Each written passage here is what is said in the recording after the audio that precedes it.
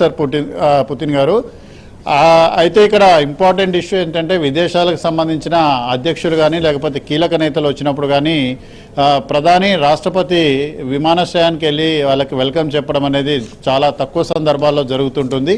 కానీ ఇప్పుడే రష్యా అధ్యక్షుడు అధికారిక నివాసం క్రెమ్లిన్ నుంచి ఒక ప్రకటన అనేది కూడా రిలీజ్ అయింది.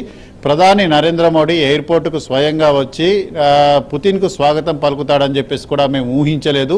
కానీ ఊహించని పరిణామంతో అధ్యక్షుడు కూడా ఆశ్చర్యపోయారు. ఇండియా మాకు ఎంత ఇంపార్టెన్స్ అనేది కూడా ఇస్తుంది అనేది కూడా దీన్ని బట్టి మాకు అర్థమైంది అని చెప్పి చెప్తూనే పుతిన్కు సంబంధించి స్పెషల్గా రష్యా నుంచి ఒక కారు అనేది కూడా వచ్చింది. ఆయన విదేశీ పర్యటనలకు వెళ్ళినప్పుడు ఆ కారులో తప్ప వేరే కారులో ప్రయాణించడం అనేది దాదాపుగా అసాధ్యం.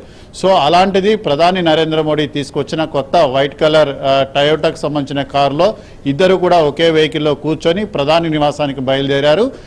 ఆయన హోటల్కి కూడా వెళ్లకుండా అక్కడి నుంచి తన కాన్వాయి సిబ్బందితో సహా ప్రధాని మోడీ నివాసానికి వచ్చారు, బయలుదేరి వస్తున్నారు. మరికొద్ది సేపట్లో అంటే 8:30కి ప్రధాని మోడీ నివాసంలో ఆయనకు ప్రైవేట్ డిన్నర్ అనేది కూడా ఉంటుంది. ప్రధాని నరేంద్ర మోడీ అతి కొద్ది మంది వ్యక్తులకు మాత్రమే తన నివాసంలో ప్రైవేట్ డిన్నర్ అనేది కూడా ఇస్తారు. ఇటీవల కాలంలో ఇచ్చిన ప్రైవేట్ డిన్నర్ అమెరికన్ ఉపాధ్యక్షుడికి ఇచ్చారు. ఆ తర్వాత నారా లోకేష్, ఇప్పుడు వ్లాదిమిర్ పుతిన్ థర్డ్ పర్సన్. ఎందుకంటే ఈ ప్రైవేట్ డిన్నర్ ఇచ్చిన వాళ్ళలో సాధారణంగా ఆయన నివాసంలో ఇటువంటి ప్రైవేట్ డిన్నర్స్కు అనుమతి అనేది కూడా ఉండదు.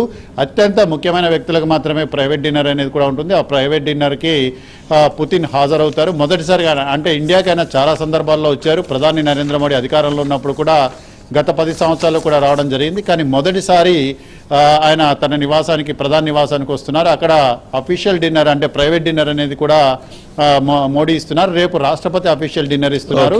ఈ ప్రైవేట్ డిన్నర్ కంప్లీట్ అయిన తర్వాత తన కేటాయించిన హోటల్కి మౌర్య షెరటన్ హోటల్కి ఆయన వెళ్ళిపోతారు. అయితే ముఖ్యంగా ఇక్కడ ఇండియా రష్యా మధ్య జరుగుతున్న రేపు అనేక కీలక ఒప్పందాలు అనేవి కూడా జరగవచ్చు. భారతదేశ రక్షణ అవసరాలను పూర్తిగా తీర్చే విధంగా ఎటువంటి సందర్భంలోనైనా ఎటువంటి ఇబ్బందికరమైన పరిస్థితుల్లోనైనా మొన్న ఆపరేషన్ సింధూర్లో భాగంగా ఇండియా పాకిస్తాన్ పై పైచేయి సాధించిందంటే రష్యా ఇచ్చిన S-400 క్షిపణి నిరోధక వ్యవస్థ. కాబట్టి భారతదేశాన్ని రక్షణ రంగంలో బలోపేతం చేయడమే ఇలా ఈ పర్యటన ముఖ్య ఉద్దేశంగా కనపడుతోంది. రైట్ శిరీష్. నెక్స్ట్ అనే Hindu BJP versus secular Congress Telangana రాజకీయ సమీకరణ విధేన political equation BJP game change చేస్తుంది. అంటే డెవలప్మెంట్ లేకపోతే కరప్షన్ ఇవి కాకుండా వివాదం, హిందుత్వం